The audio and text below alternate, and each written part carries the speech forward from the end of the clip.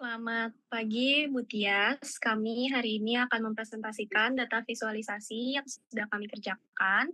Pertama-tama, saya Salatianti Kumala Rahayu dengan NPM 608220199. Saya Raisa Melavani dengan NPM 60822011165.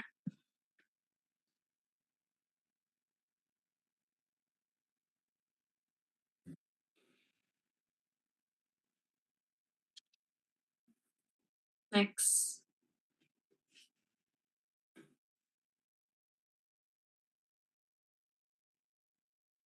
Di sini ada visualisasi data dengan jenis tekstual. Ini adalah contoh yang baik. Yang pertama itu adalah postingan dari infitpet.id. Audiensnya itu untuk pecinta kucing.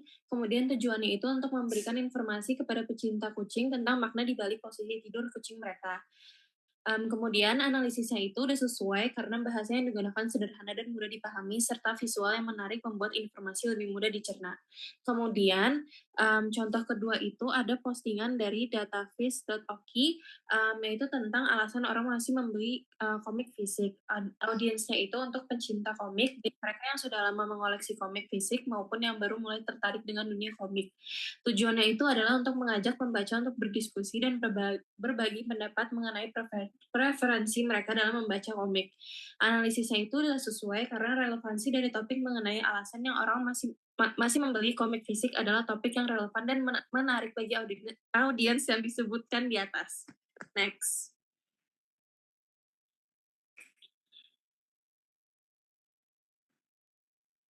Kemudian ini adalah contoh visualisasi data tekstual yang buruk.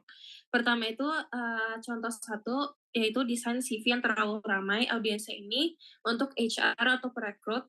Tujuannya itu meyakinkan perekrut bahwa kandidat cocok untuk posisi yang dilamar. Analisisnya itu tidak sesuai karena desain CV yang terlalu ramai dan tidak relevan dengan posisi yang diinginkan, sehingga menyulitkan perekrut untuk fokus pada keterampilan dan pengalaman yang benar-benar penting. Kemudian ada contoh kedua, yaitu email yang tidak jelas. Audiensnya itu rekan kerja atau HR atau perekrut juga. Tujuannya itu untuk mengkomunikasikan pekerjaan atau instruksi tugas. Analisisnya itu tidak sesuai karena teks tidak jelas dan sangat singkat, tidak termasuk dalam struktur email yang benar dan menyebabkan kebingungan.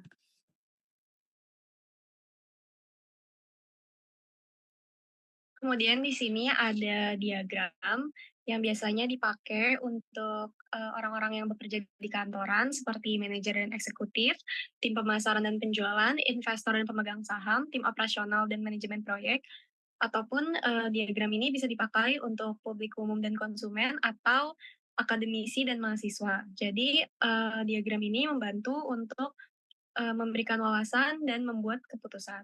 Nah, di diagram ini ada contoh diagram yang baik. Yang pertama di bar chart, dia baik karena dia memiliki konteks yang jelas, yaitu favorite color. Terus di sini juga ada konteks yang jelas, warnanya, warna judulnya. Kemudian bar chartnya pun berbeda-beda warnanya. Dan di sini juga ada konteksnya children, yang menunjukkan bahwa ada berapa anak yang menyukai masing-masing warna. Kemudian yang kedua ada pie chart. Judulnya ini konteksnya jelas, yaitu sales chart. Dan di sini nominalnya kalau misalnya dijumlahkan akan jadi 100%, dan memiliki konteks yang jelas. Ada toys, furniture, home decor, dan electronics. Next.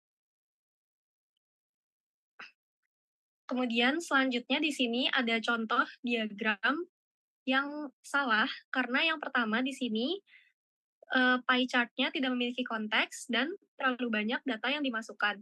Jadi tidak menunjukkan bahwa pie chart ini menunjukkan persentase tertentu. Kemudian yang di sebelahnya di sini memang sudah ada konteksnya, namun kesalahannya adalah warna dari bar chart ini sama. Jadi membingungkan audiens yang akan melihat.